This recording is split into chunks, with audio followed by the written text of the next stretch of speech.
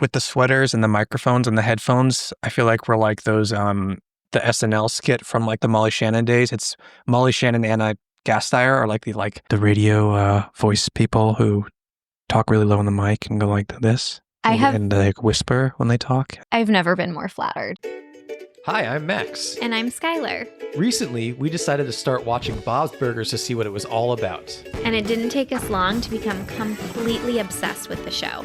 But one of the things we love the most about the show is the brilliant end credit sequences. Which is why we created this podcast. Each week, we're going episode by episode to talk about the elaborate end credits. We're excited to have you join us right here on Bob's Credits. We'll make sure the Bob's Burgers end credits get the credit they're due. All right! Chip chip-a-roo, my little squeeze balls. Hello, friends. How we have missed you. There was not a day that went by that we were not missing you. Every single one of you. Sorry, Yes. I don't mean to cut you off. We were thinking about you. We were... recharging for you. For you. It's all for you, not for us at all. Anyway, today we are talking about a season premiere, season 11. We will be talking about Dream a Little Bob of Bob, which polarizing opinions? Well, we'll get into that. Okay. We're going to get into that. Yeah, this is also, I guess, season 11 for Bob's Credits, technically. So, I mean, congratulations that makes on sense. season 11, everyone. We did it. We did it, guys. 4. We did it. Just a reminder that if you want, you could be watching this on YouTube. It's up there. Or if you just want to listen, no big deal. That's how this podcast started. We're multimedia, like Louise's Amelia project. Yes, we've got puppets and everything. Shadow puppets. Yep, they totally have shadow puppets. Yeah. They're great. What do you want to start with on this season 11 premiere I'm just episode? like, Bob what is pun or happening? Max pun or Skylar's sides? Let's do Bob pun or Max pun. It's been so long. Let's see if the time off has ruined me or brought me back to life. Yeah, this is kind of like obviously we have your all-time record, but this is kind of like a new season. A new season has begun. You can take this one by storm. Hope. It's a thing. It's a constant theme in the show of Bob's Burgers. And I have hope right now. We are doing pest control trucks to start this off. Love. Are you ready for your first pun? Yes. When you squish upon a star. Oh, that's really good. Max. Bob's. Let's spray together. Max. Yes. Whew. Ding dong, the itch is dead. Max. Yes. That is so phenomenal. Who thank are you. you? Thank you. Who are you? And your final pun is, I see London, I see ants. Bob's. Yes. Was that this one? Nice, very nice. You started off, it was a little It was wobbly, horrible. and then you came through in those last 3. Good job to you. Those are phenomenal. Thank you. I only did 2 of them, but thank you. You did 50% of them. Yeah, I That's did. a lot. Uh-huh. Okay. All right, Max Miller, are you ready for Skylar Sides, the fun facts before the fun facts? Dish it, girl. Man, I've missed putting my lips to the mic. Have I missed it? Jury is still out. I do want to say that we've got like cozy sweaters on because it is fall. It's so nice. I'm just really excited because it's been like summer and it's almost mid-November here in LA and a storm is brewing. We are about to have like 5 solid days of rain and your girl is getting fallish. Yeah, but with the sweaters and the microphones and the headphones, I feel like we're like those the SNL skit from like the Molly Shannon days. It's Molly Shannon and Anna Gasteyer are like the radio voice people who talk really low on the mic and go like this. And they like whisper when they talk. I've never been more flattered. Like they're so sophisticated. Yeah. Kind of the same Parks and Rec situation when she goes on like that like NPR-esque That makes sense. podcast. Yes, it's very NPR. Yes. Or that like late time like, hello lovers, call in. Who are you thinking about tonight? Oh yeah, we put that channel on what's the one in in LA? Like I think it's KLOS. Yeah. And there's like this DJ that's been hosting on radio stations, radio stations since I was a kid, and she's still around. And she's like, "This message goes out to Janet. Sorry, not Bob Belcher. Bob. Now Bob I'm just would like you to disappointed. know that he's thinking of you, and he hopes that you have a very Merry Christmas." And it's I'm just going like to one of those pretend. sad Christmas songs. Yes. And he's probably like married with kids somewhere else. My God. Oh yes, Skylar Sides. Are you ready for this? Yeah. We said no tangents, by the way. before We sat recorded. down and we said, we're going to get through this. It's going to be tight. I said, don't talk about Biscuit barking in the background. Don't talk about how uncomfortable we are on camera. You said nothing about NPR Fair. DJs. So Fair. Okay. So I want to take us back to the beginning of Bob's Burgers, please. into the development of Bob's Burgers. Now, y'all know this was initially supposed to be a show about cannibals, but an executive at Fox said, I think it's strong. I think this show is strong enough without it. And this executive had a very hard time. It's like, how do you do murder and slaughter for 100+ episodes? Dexter. Anyone seen Dexter? Oh my gosh. I was about to mention Dexter, a la Lauren Bouchard, the creator of Bob's Burgers. Okay. Yes. Mhm. So I wanted to talk about a little bit more information about what the show was initially supposed to be. So I'm always like, yeah, they were supposed to be cannibals. But did you know, basically, the week-to-week run of the show is that every single week a new human would be slaughtered. So every week there would be a new victim. Oh, so it is Dexter. And Lauren Bouchard was quoted talking about, what the concept was. And I have seen him talk frequently about it was very Sweeney Todd-esque. But in this interview quote, I heard him saying but maybe they only kill people who deserve it, a la Dexter. So there was definitely some Dexter inspiration, which honestly, loved Dexter. Yeah. Not great finale.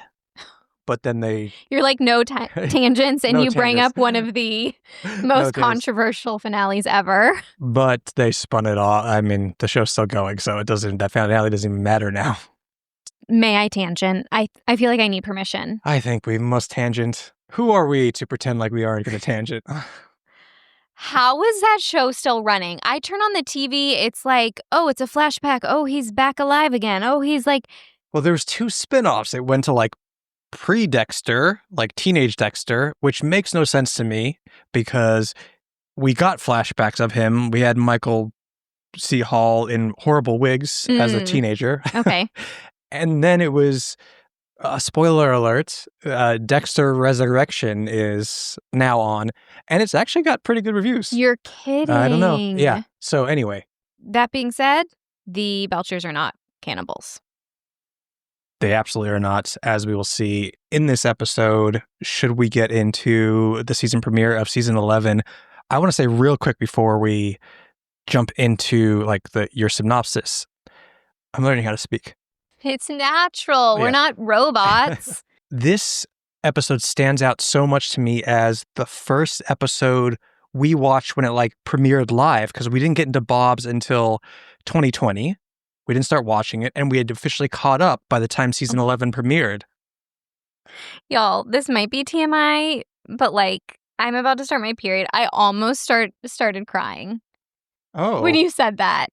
Oh, wait. So we're on that borderline. So I might get some tears in this episode. Yes. Okay. Yes. Cool. Yeah. I mean, we watched Materialist 2 nights ago or whenever. I sobbed through the whole thing. I don't think it's a cry movie. I don't think so. I don't think so. She was like, The leg lengthening did it for you? I can't. Stop. Okay. No more tangents. Skylar, can we have the title and synopsis for season 11, episode 1, please? The episode title is Dream a Little Bob of Bob. Bob has finally reached peak adult. He put Tina's birth certificate in a safe place. a safe. Unfortunately, he's lost the key to said safe.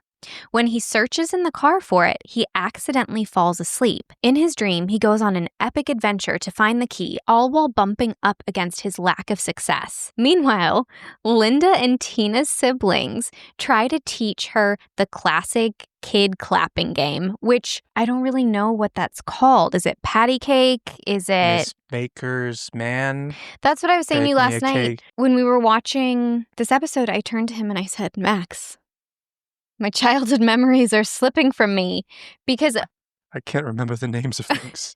all the characters remember their version of this game. And I have a visceral memory of sitting at on our carpool wooden benches playing this. And, all my life, I've remembered those words perfectly. And now it slipped from me and it f***s me up. I'm not going to lie. Yet we found out this week that I know word for word the lyrics to Kyle's Mom is a from South Park from when I was a teenager. Yeah, you might have to bleep Something that. you don't forget. I might have to. I don't know. What does South Park do? Well, I'm just They don't saying. bleep. I'm just saying we're on social media, so I feel like Yes. you have to bleep it because they're I going to will. think you've been red pilled. Right. You know what I mean? Anyway, shall we jump into this episode, Max? I have some Well, big feelings that I think I- will surprise you. Yes. First of all, this episode came out on September 27th, 2020. It was written by Dan Feibel and directed by Simon Chong. This is the first Oh. episode Simon Chong directed. And as you pointed out, he appears in the episode as a character eating in the restaurant, and he is sitting with a character that is drawn like background designer Rachel Silva. Oh, I didn't know that. I knew it was Simon. I didn't know that, but I love that. And just to remind you guys, Simon Chong is the person who does all the really cool TikTok animations of the Belchers to trending TikTok music.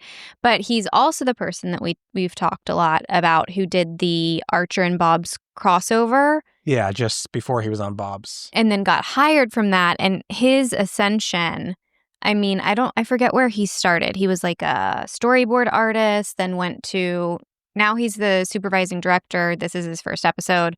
Also, when we get to Yadier Nice, he's also in the background of like that little food festival situation. Was that this season? I feel like it is. I think it is. Yeah. Okay, so we rewatched this episode. What did you think about it? Can I jump backwards? Yes. I feel like I'm finally shedding my baby Bob's Burgers Belcher fan wings after 11 seasons of doing a podcast with you because I actually have something to say about the writer of the episode. Oh, okay. Dan Feibel has been with the show since the beginning, right? Mhm. And I am starting to pick up on when writers have been on the show for over a decade, and I'm starting to learn the style of their writing. And all of the writers are my favorite writers, but he's so funny. And I just have to shout out how much I appreciate him as a writer. Yeah, I know he did a one that we watched recently on this new season 16, I think, that was really good. I can't remember which episode it was, though. It was the one before the Molyneux one. Oh, The Secret Garden. Oh, no, yeah. It was The Secret Garden, which was a great episode. Fantastic episode. The one where Tina breaks Linda's baby toy. Yeah. Yeah. Butt flap baby or whatever. Okay, I'm sorry to interrupt you. You were getting us on track. What did you think of this episode? So what I remember about this episode when we first watched it was we were so excited because, again, it was the first time we were watching Bob's in real time. We had obviously fallen in love with the show. We had binge watched. We had seen all these incredible episodes that we loved. And I was a little disappointed in this episode. And I've been disappointed ever since. And I've been disappointed leading up to it because I know it's not my favorite. Mm-hmm. And But after a couple years, we watched it again. still not my favorite. Okay. I have thoughts too, but I might shock you a little bit. Okay. Still not my favorite, but I have a little bit of a theory. So Max and I have been doing some like deep dive research into Bob's Burgers because we are working on a very special, exciting project coming up, which we will keep you abreast of. We will tell you as soon as we can. Promise. Yes. And I feel like when Dan pitched this idea to Lauren Bouchard, I feel like this is the ultimate Lauren Bouchard would like this episode because one, Lauren likes doing different things and doing interesting things. And it's not that Bob's hallucinating, but he's dreaming and it's a very surreal episode. I feel like he loved that. And now I understand why it is a premiere, is that this episode, the themes of this episode are Bob's Burgers. It is about Bob coming to terms with the fact that the restaurant isn't where he thought it would be. Oh, I might even watch it a third time, I guess. No? No, yeah. Listen. Listen, Linda. Linda. When he goes into his dream, his subconscious takes over, and we're seeing things from his past when he was still hopeful and creative. And we meet this, what is this called? Squeeze ball. Squeeze ball. And he would squeeze it when he was dreaming up those burgers. And then the squeeze ball is like, wow, you must be so successful by now. And he's like, nah. And he's like, and then you have the self-improvement tape. And what's it called? The tape? Yeah. I don't remember. My ADHD has been like, I have lost interest in this episode. It's just like we watched it twice and it was there and now it's gone. Great for recording a podcast about it. The tape is about success. And once again, pointing to the hopeful days when Bob's Burgers was first opening. So I can see why Lauren was like, I'm obsessed with this. Go write it. And I also have to say, I think the first 5 minutes of this episode are utter perfection. I do like the first 5 minutes of the episode, and I do like all those themes that are there. I think they're very important to the show.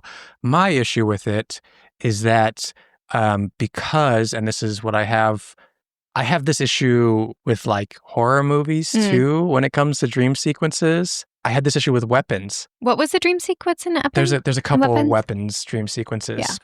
And that is that unless it's Nightmare on Elm Street where everything happens in dreams and then crosses into reality. Of it. Yes. Yeah. There are no stakes in a dream. Oh, you just dropped a writing truth bomb to us. Yeah. So like all this, like Bob's into like all the stuff he's going through. I'm like, there's no stakes here. He's just trying to find a key underneath his. It's passive. I get that. That's the theme, I guess. But I'm just There's not. emotional stakes. Yeah, it's not like stakes in the reality of the world of Bob's Burgers. I couldn't agree with you more. And then while I really do enjoy the B story, I think it's funny to see everyone's different versions. It feels like the same joke over and over. Okay. You might be being too hard on it. I might be. But here's the question to you.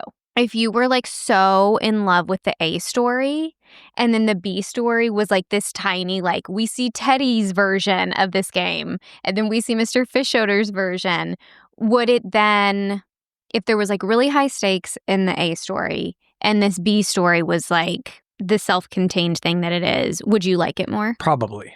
Yeah.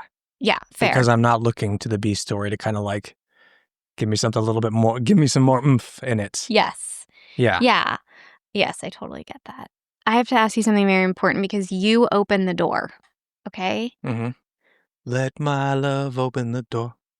Okay.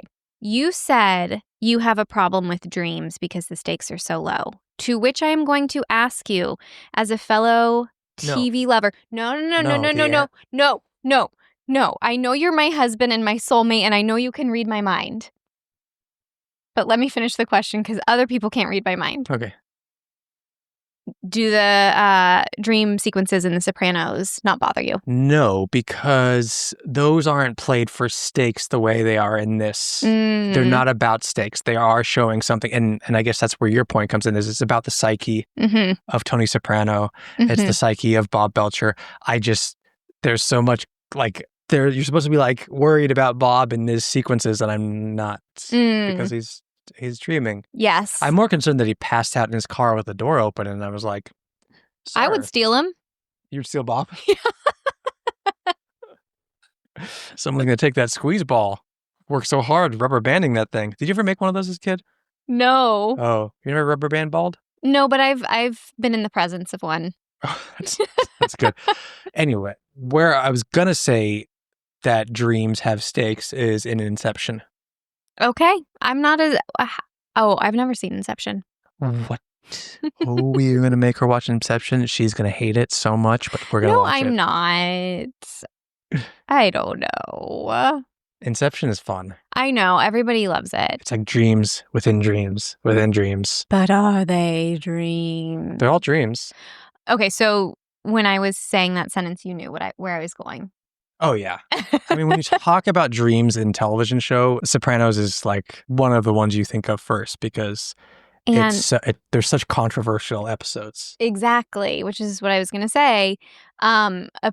Apparently, a lot of the more passive fans, or the fans that really tuned in for like the action, hated the dreams when it was on air, to which David Chase said, I'm going to do more of them. Yeah, and he did. Which I feel like is actually, I wonder if Lauren Bouchard feels the same way. Like, they've been on for how many seasons? This is the 16th. And they do interesting things. They'll do a whole episode about Rudy. They'll do this dream episode. The Halloween episode that Lauren Bouchard himself wrote, that murder mystery with the dollhouse, was very different. To him as a creative, he's not just going to pump it out because that's what the network tells him. Like, he's a creative at heart. So if there's something that they try that's new that maybe isn't my cup of tea, I'm still like, love it. Does that make sense? Yeah, definitely does. Okay, so we talked about that squeeze ball and that tape. Two familiar voices from Bob's Burgers and maybe other places. Jack McBrayer. Oh, Biscuit's over there. Let's see if we can just tilt this a little bit so everyone can see Biscuit. Oh, okay. Is that you? Okay, sir. Okay. Okay. Pawing at my shoulder. Jack McBrayer is the squeeze ball and very recognizable voice. Kenneth from 30 Rock. We last heard Jack McBrayer on Bob's as Trip, the manager at Family Fun Time, and The Taking of Fun Time 1, 2, 3 from season 9, episode 2. The tape is voiced by John Glazer, who we last heard him as Gyro. Oh, wow. But he is also on Parks and Rec. He's what's like the whole city senator, council Jim? Yeah, I can't remember his name. Councilman Jam? Yeah, that sounds right. Yeah, Councilman right Jam? enough. Yeah. That's him? That's who he is. Yeah. Oh, I didn't know that. Then we hear voices within the engine. One of them is very clearly Larry Murphy. I didn't get that. And then we hear like the brake pads, and that is Brooke Dillman, voice actor extraordinaire. Yeah, those are the voices on here that are new. Super fun. Or newish. Fun to have a lot of guest voices in a season premiere. I will just say before we wrap up the episode talk, why I say the first 5 minutes are so good is I've never related to Bob more. Like, I'm somehow 35, and if I had managed to put our birth certificates in a safe, I would be so proud of myself. Oh, that I would too. I've got them, by the way. Don't Where worry. are they? They're not in a safe, but I've got them. I got a safe when I was a kid. I wanted a safe, like with little key. Cute. And I kept the stupidest stuff in there, but I had the key on me at all times. Well, not on all times, not when I was sleeping, but like it was attached to like my key ring. That's so adorable. Yeah, I think I had like trading cards in there, and yeah. Did you have your pogs? Maybe. I'm trying to think if that was around Pog time. That would make sense. You should have kept them in there. I'm sure all that would be. I saw a fireproof safe. I was like, I need this. I need to protect my investments. This is what happens when you don't have a cell phone. Yeah. Only other fun fact I have for you, I have a credits fun fact, which we'll get into, but this is the first episode scored by the Elegant Two, who we talked about numerous times before. Okay. Without Lauren Bouchard since season 4's Uncle Teddy. Oh, very interesting. Mm-hmm. Very cool. Last thing I have to say is I think the joke at the beginning of the episode about Linda being like, "Oh, you changed the broken alarm time." And he's like, "No, I didn't." And she's like, "Oh, yeah, I did that." And she's like, "You just wanted to stop." I just spit, like a piece I of missed spit it. flew. I should slow motion that. I'm not going to do that. I think it was off camera. And Linda's like, "You just wanted to stop using that alarm for the rest of eternity." And that is so something I would do. Be like, "It's obsolete. I'm not going to fix it." Yeah, because the alarm's on my side of the bed and it goes off and you're like, shut it off. I do need to tell you something about the alarm. Okay, here we go.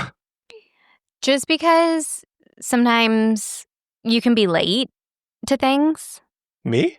Yeah. Never. No, you're never late, but like getting ready or like your alarm clock is a couple minutes behind, which I just feel like is not the like right way to start the day. It's a couple minutes behind what?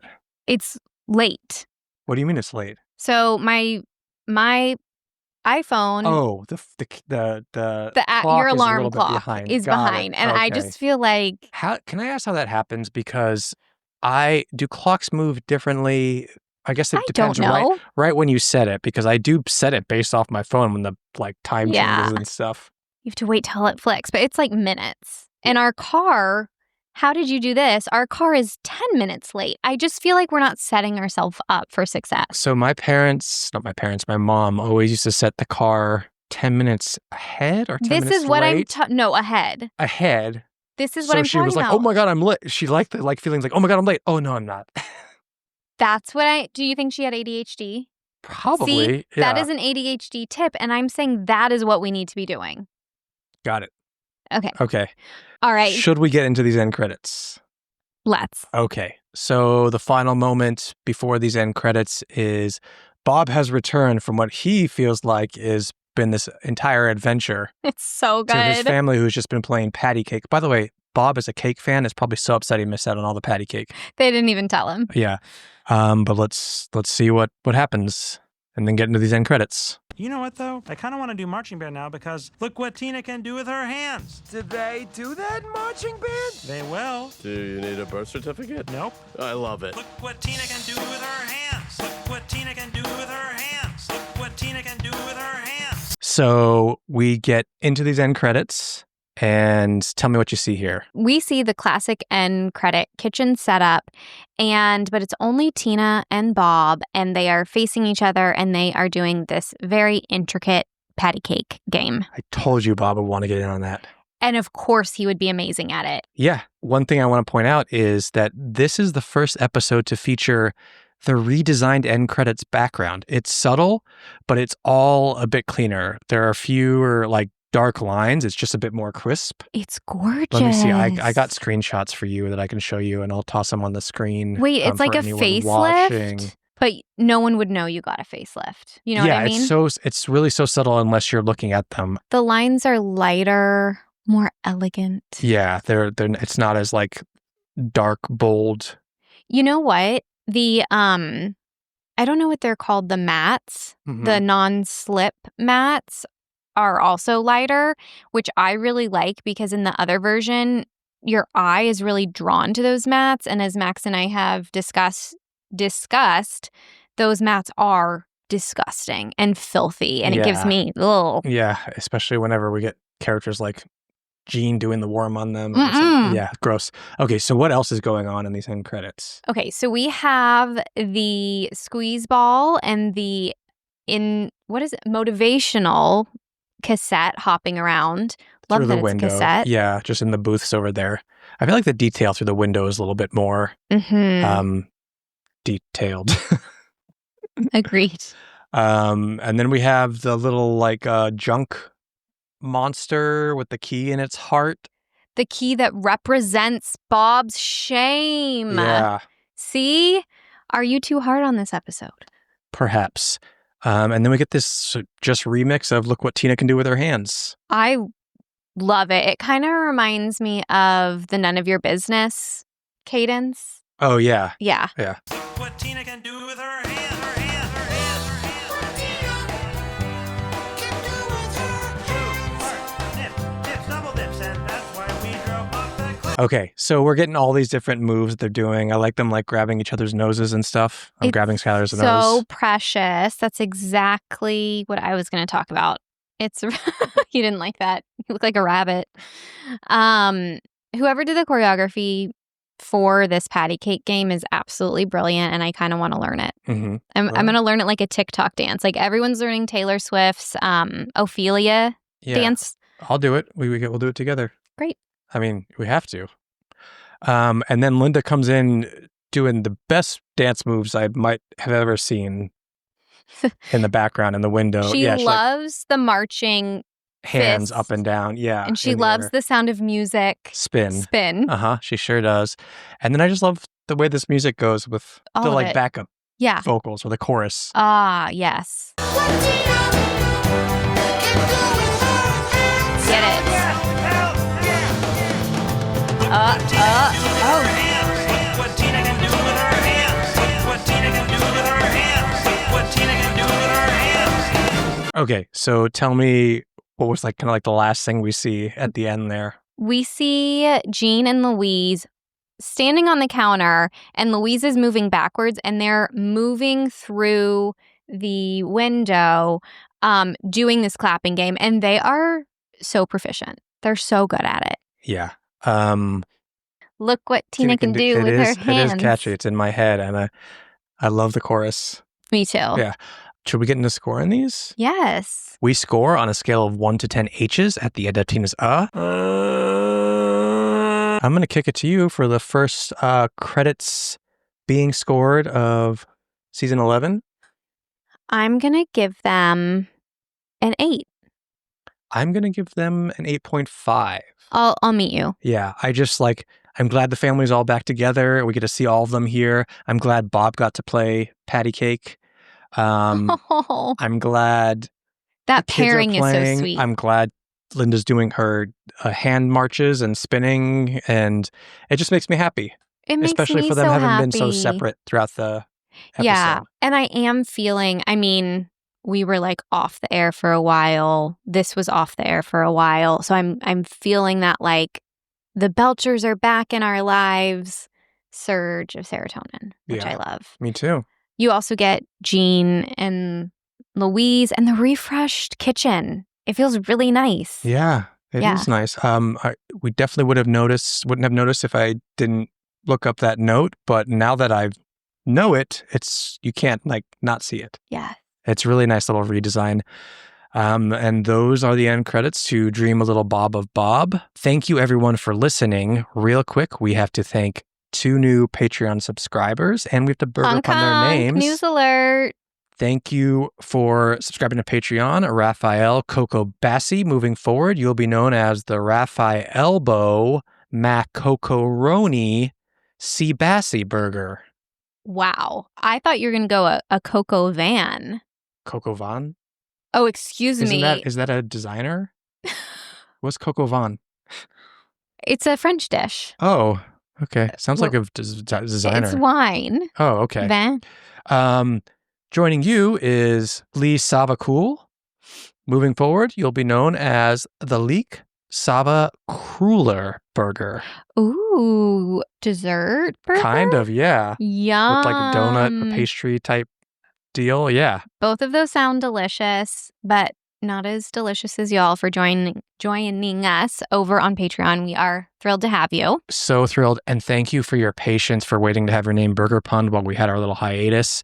If you're listening and you'd like more of Skylar and I, you can subscribe to Patreon, patreon.com/Bob's Credits. We're about to hit 100 bonus episodes over there on just the like lowest feed and on, the lowest tier and on. And we've also started doing like, our My Favorite Episode YouTube series. We're doing that without a guest on Patreon, but it's called Not My Favorite Episode, where we revisit maybe Bob's Burgers episodes that have slipped through the crack. Yeah, or that we were like kind of meh about and we're re-examining them Yes. under a different lens. It's a lot of fun. There's all sorts of other bonuses there. Plus, if you want, you get your name Burger Punt here on the show. What else do we have to tell people? It's been a while. That's it really. all of our holiday merch is back up. We brought back the Christmas sweater by popular demand. That's back up.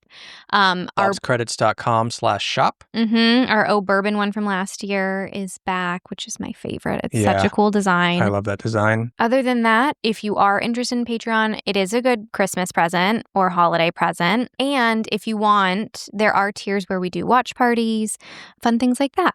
So that's all I have. Yeah. Okay. Well, follow us on social media. We're Bob's Credits everywhere. We do all sorts of fun extra content for whatever platform you're on. Anything else you want to say before we get out of here? I'm just going to say stay clap happy. I like it. I like it a lot.